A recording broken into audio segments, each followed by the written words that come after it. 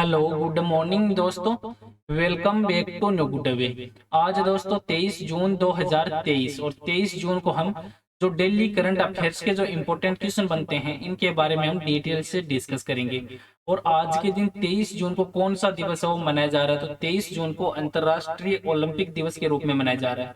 जो लोगों को जीवन में खेलों के महत्व के बारे में जागरूक करने के लिए हर साल 23 जून को अंतर्राष्ट्रीय ओलंपिक दिवस के रूप में मनाया जाता है। जो ओलंपिक दिवस है वो एक खेल आयोजन से कहीं अधिक और ये दुनिया के सक्रिय होने का भी दिन है। और इसी के साथ में 23 जून को अंतर्राष्ट्रीय विधवा दिवस के रूप में भी मनाया जाता है। जो अंतर्राष्ट्रीय विधवा दिवस है ये प्रतिवर्ष 23 जून को मानवाधिकारों के उल्लंघन के बारे में विश्व स्तर पर जागरूकता बढ़ाने के लिए मनाया जाता है। जो विधवाएं हैं वो अपने पति की मृत्यु के बाद कई प्रकार की समस्याओं का सामना करती है और इन्हीं समस्याओं, सामाजिक आर्थिक कानूनी जो कठिनाई है उन पर मुद्दों पर प्रकाश डालने के लिए 23 जून को विश्व या अंतर्राष्ट्रीय विधवा दिवस के रूप में मनाया जाता है। और इसी के साथ में 23 जून को संयुक्त राष्ट्र लोक सेवा दिवस के रूप में भी मनाया जाता है। और ये जो दिन है वो विकास प्रक्रिया में सार्वजनिक सेवा के योगदान पर प्रकाश डालता है और लोक सेवकों के काम को मान्यता देता है तथा युवाओं को सार्वजनिक के क्षेत्र है उनमें करियर बनाने के लिए भी प्रोत्साहित वो करता है। और आज के वीडियो की आपको पीडीएफ चाहिए तो आप हमारे जो टेलीग्राम ग्रुप है वहां से वीडियो की पीडीएफ है वो प्राप्त कर सकते हैं। और लास्ट में आपको क्वेश्चन भी दिया जाएगा जिसका आंसर है वो आपको कमेंट बॉक्स में लिखना है। तो चलिए दोस्तों स्टार्ट करते हैं क्वेश्चन नंबर 1 से। और आज का वीडियो आपको अच्छा लगे तो चैनल को सब्सक्राइब और इसका बेल आइकन है वह जरूर प्रेस करें ताकि डेली के जो वीडियो अपलोड कर रहा हूं मैं उनका नोटिफिकेशन है वो आपको मिलता रहे। क्वेश्चन नंबर 1 है कि किस राज्य में 2025 तक दुनिया का सबसे बड़ा जो रामायण मंदिर है वो बनेगा। तो इस क्वेश्चन का राइट आंसर है ऑप्शन नंबर सी, ये बिहार राज्य में बनेगा। जो दुनिया का सबसे बड़ा मंदिर विराट रामायण मंदिर है वो बिहार के जो पूर्वी चंपारण जिले हैं वहां पर इसका शुरुआत होगी। और ये श्री महावीर स्थान जो न्याय समिति के अध्यक्ष हैं आचार्य किशोर कुणाल इनके नेतृत्व में बनेगा। और मंदिर है वो अयोध्या में जो निर्माणाधीन रामलला मंदिर के आकार को पार करने के लिए वो तैयार है। और जो विराट रामायण मंदिर है ये लगभग 3.67 लाख वर्ग फुट के क्षेत्र में बनाया जाएगा। और इसकी जो लंबाई है वो 270 फीट की ऊंचाई होगी। और इसमें अन्य संरचना में 198 फीट है वो रखी गई। और इसके अतिरिक्त जो 180 फीट की ऊंचाई के साथ डिजाइन की जो 4 और संरचनाएं बनाई गई इसमें। और मंदिर की जो लंबाई वो 280 फीट है, तो 280 फीट और चौड़ाई होगी इसमें 540 फीट की। और इसे अयोध्या मंदिर की तुलना में आकार में बड़ा बनाना है। और जिसकी लंबाई है वो है 360 फीट और चौड़ाई है 235। अब बिहार राज्य है तो बिहार राज्य से संबंधित जो इंपॉर्टेंट बिंदु बनते हैं उन पर एक नजर डाल लेते हैं कि राजेंद्र विश्वनाथ अल्लेरकर है इनको बिहार का राज्यपाल वो नियुक्त किया गया है। और बिहार में जो राज्य सरकार के स्वामित्व वाले सभी जो 18 हवाई अड्डे हैं उन पर 2-2 हेलीपैड वो बनेंगे। और बिहार के जो 40वें राज्यपाल फागू चौहान को अब मेघालय का राज्यपाल वो नियुक्त किया गया है। और जस्टिस के विनोद चंद्र ने इन्होंने पटना हाईकोर्ट के मुख्य न्यायाधीश वो बन गए हैं। और बिहार के 50 थानों में एक साथ महिला हेल्प डेस्क का उसकी सुविधा शुरू की गई है। प्रयाग हिंदी साहित्य सम्मेलन का जो अमृत महोत्सव है ये राष्ट्रीय अधिवेशन मार्च 2024 में बिहार में आयोजित किया जाएगा। और देश का दूसरा और बिहार का पहला वानिकी कॉलेज है मुंगेर में, ये मुख्यमंत्री नीतीश कुमार ने इसका उद्घाटन है वो हाल ही में किया है। अब बिहार राज्य है तो बिहार राज्य भारत के उत्तरी पूर्वी भाग में स्थित एक राज्य है जिसको आप मैप में देख सकते हैं। और ये जनसंख्या की दृष्टि से भारत का तीसरा सबसे बड़ा राज्य है। और बिहार के जो पड़ोस में है नेपाल है, झारखंड है, पश्चिम बंगाल है और उत्तर प्रदेश। और बिहार के प्रेजेंट है मुख्यमंत्री हैं नीतीश कुमार और राज्यपाल है राजेंद्र विश्वनाथ आर्लेकर। और बिहार में टोटल जिले हैं 38। और बिहार को जो राज्य का दर्जा मिला था वो मिला था 26 जनवरी 1950 को। यहाँ की बिहार की जो राजधानी है वो पटना है। नेक्स्ट क्वेश्चन है क्वेश्चन नंबर 2 कि अंतर्राष्ट्रीय ओलंपिक दिवस है ये किस दिन मनाया जाता है। तो इस क्वेश्चन का राइट आंसर है ऑप्शन नंबर सी, ये प्रत्येक वर्ष 23 जून को मनाया जाता है। तो लोगों को जीवन में खेलों के महत्व के बारे में जागरूक करने के लिए है ये प्रत्येक वर्ष 23 जून को अंतर्राष्ट्रीय जो ओलंपिक दिवस के रूप में मनाया जाता है। और ओलंपिक दिवस है ये खेल आयोजन ही नहीं है, उनसे भी काफी अधिक है।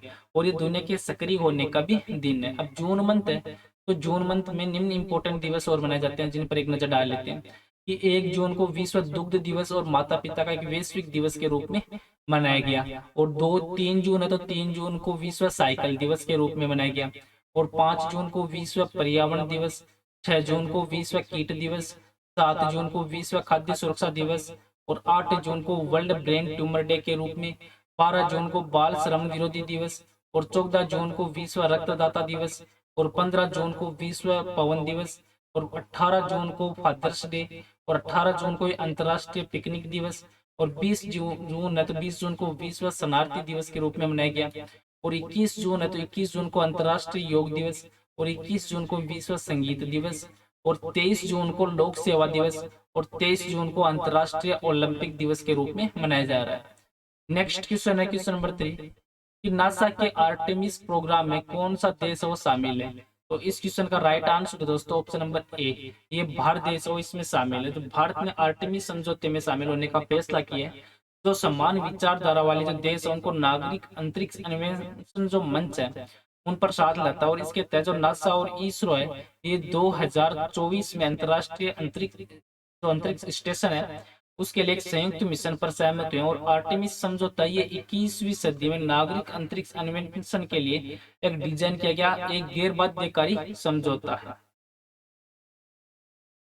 नेक्स्ट क्वेश्चन है क्वेश्चन नंबर 4 कि किस राज्य ने धर्म की स्वतंत्रता के अधिकार के संरक्षण अधिनियम 2022 को निरस्त कर दिया और जिसे धर्मांतरण विरोधी कानून के रूप में भी जाना जाता है। तो इस क्वेश्चन का राइट आंसर है ऑप्शन नंबर सी, ये कर्नाटक राज्य। तो कर्नाटक में कांग्रेस सरकार ने इन्होंने राज्य के जो धर्म की स्वतंत्रता के अधिकार संरक्षण अधिनियम 2022 है इसको निरस्त करने की घोषणा वो की है और इसमें धर्मांतरण विरोधी कानून के रूप में ये जाना जाता है। अब ये कानून है यह अधिनियम है वो धर्म की स्वतंत्रता के अधिकार की सुरक्षा या गलत बयानी या बल अनुचित प्रभाव जबरदस्ती प्रलोभन या किसी भी प्रकार की धोखाधड़ी के माध्यम से एक धर्म से दूसरे धर्म में गैर कानूनी रूपांतरण पर रोक लगाने का प्रावधान और इसमें जो अगर ये ऐसा कोई करता है तो इसमें 25,000 रुपए का जुर्माने का प्रावधान है और इसके साथ में 3 साल से लेके 5 साल 3 साल से लेके 5 साल की कैद रखने में भी का भी प्रावधान वो रखा गया है। अब कर्नाटक राज्य है तो कर्नाटक राज्य से संबंधित जो इम्पोर्टेंट बिंदु बनते हैं उन पर एक नजर डाल लेते हैं कि प्रधानमंत्री मोदी ने कर्नाटक में शिवमोगा हवाई अड्डा इसका उद्घाटन वो किया और कर्नाटक के मुख्यमंत्री ने 108 नमक क्लिनिक का भी शुभारंभ किया है और एशिया का सबसे बड़ा हेलीकॉप्टर कारखाना कर्नाटक में खोला गया और प्रधानमंत्री ने नारायणपुर लेफ्ट बैंक नहर विस्तार नवीनीकरण और आधुनिकीकरण परियोजना का भी उद्घाटन वो किया है और सहकार समृद्धि सौदा का निर्माण ही कर्नाटक राज्य में किया जाएगा और कर्नाटक ने 54 साल बाद जो संतोष ट्रॉफी है वो जीती है और कर्नाटक राज्य में जो भगवान बसवेश्वर और नाद प्रभु केम्पेगौड़ा की मूर्तियों का अनावरण वो किया है और कर्नाटक राज्य ने इंडिया जस्टिस रिपोर्ट 2022 इसमें शीर्ष स्थान वो हासिल किया है और कर्नाटक राज्य सरकार ने गृह ज्योति योजना गरीबों के लिए सपनों का आवास योजना ये शुरू की है। अब कर्नाटक राज्य तो कर्नाटक राज्य दक्षिण भारत में स्थित एक राज्य है जिसको आप मैप में देख सकते हैं और इसके पड़ोसी राज्य हैं गोवा, महाराष्ट्र, आंध्र प्रदेश, तमिलनाडु और केरल और कर्नाटक के प्रेजेंट टाइम मुख्यमंत्री बसवराज बोम्मई और राज्यपाल थावरचंद गहलोत और कर्नाटक में टोटल जिले हैं 31 और कर्नाटक राज्य का गठन है ये 1 नवंबर 1956 को हुआ था और यहाँ की राजधानी है बेंगलुरु।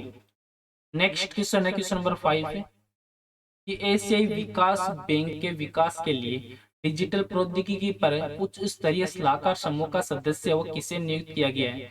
तो इस क्वेश्चन का राइट आंसर है दोस्तों ये ऑप्शन नंबर डी है, आलोक कुमार है इनको नियुक्त किया गया जो कॉर्पोरेट अधिकारी और वरिष्ठ उपाध्यक्ष हैं एनईसी कॉर्पोरेशन में, ग्लोबल स्मार्ट सिटी बिजनेस के प्रमुख और एनईसी कॉर्पोरेशन इंडिया के अध्यक्ष और सीईओ हैं आलोक कुमार। इनको अब एशियाई विकास बैंक जो एडीबी है इनके विकास के लिए जो डिजिटल प्रौद्योगिकी पर उच्च स्तरीय सलाहकार समूह का सदस्य वो नियुक्त किया गया जो 1 मई 2023 से इनका पद है वो प्रभावी होगा। अब जो एशियाई विकास बैंक है या जो सलाहकार समूह है ये जिनको आलोक कुमार को नियुक्त किया गया है तो इसका उद्देश्य है कि जो सलाहकार समूह का जो एडीबी की परिचालन प्राथमिकता उनके लिए एक डिजिटल रणनीति को तैयार करना है जिसमें गरीबी, असमानता को कम करना, जलवायु परिवर्तन को कम करना, लिंग अंतर को काटना और रहने और योग्य शहर को बनाना है। अब एडीबी है एशियाई विकास बैंक तो इसकी स्थापना ये 19 दिसंबर 1966 को हुई थी और इसका हेडक्वार्टर वो फिलीपींस में है और इसमें जो सदस्यता देश है वो 68 से भी अधिक है सदस्यता देश है। अब नियुक्तियां से संबंधित जो इम्पोर्टेंट बिंदु बनते हैं उन पर एक नजर डाल लेते हैं, किन की नियुक्तियों कहाँ की गई है। तो अश्विनी कुमार की जो यूको बैंक के एमडी के रूप में नियुक्ति वो की गई है, और अमित अग्रवाल है वो यूआईडीएआई है इसके सीईओ, और सुबोध कुमार सिंह वो एनटीए के डीजी बने हैं। और जनार्दन प्रसाद इनको भारतीय भूवैज्ञानिक जो सर्वेक्षण है इनका नया महानिदेशक नियुक्त किया गया है। और प्रवीण कुमार श्रीवास्तव है वो सीवीसी के रूप में इन्होंने शपथ ली है। और अजय यादव ने एसईसीआई के एमडी के रूप में कार्यभार संभाला है। और जी कृष्ण कुमार है इनको भारत पेट्रोलियम कॉरपोरेशन के अध्यक्ष के रूप में नियुक्त किया गया है। और एलआईसी ने जो तक्ष पांडे और एम जगन्नाथ को नया एमडी वो नियुक्त किया है। और भारत सरकार ने सिद्धार्थ मोहंती है इनको एलआईसी के अंतरिम अध्यक्ष के रूप में नियुक्त है वो किया गया। और महिंद्रा फाइनेंस ने राहुल रेबेल्लो है इनको एमडी और सीईओ के रूप में नियुक्त किया गया। और शीनू चावरा वो टीआईई राजस्थान की पहली महिला अध्यक्ष बनी है।